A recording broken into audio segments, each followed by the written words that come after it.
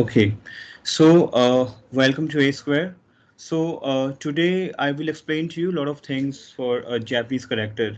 Like in Japanese, we have a hiragana character, we have katakana character, we have kanji portion as well, wherein we have a lot of things in terms of characters. So as in starting level, we already have wrapped up the conversations, the phrases we already wrapped up in our last session. So today we have Hiragana character. I will explain to you entire Hiragana character so that at least the moment you will be in Japan, or maybe if you join any job in terms of translator, so at least you can read the Japanese language. Okay, so let's start.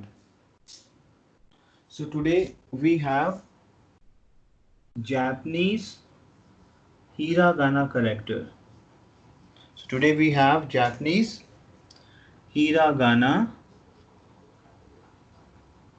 Hiragana characters. Is that clear to you?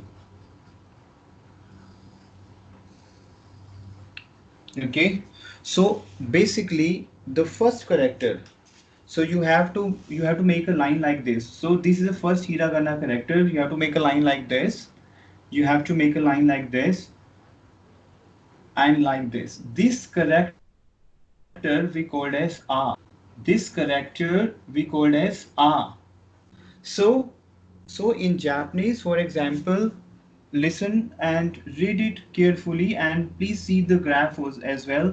So we have to do like this, and here we have to do like this. So this character in Japanese, this first hiragana character we called as a. Okay, we have a second hiragana character. That character we called as e. That character we called as E.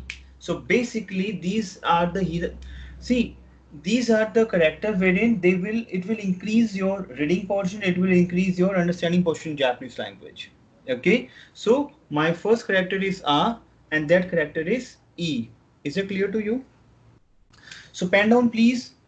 E, very simple, like this. This character we called as E. So let me rub this. We have covered R character, we have covered E character.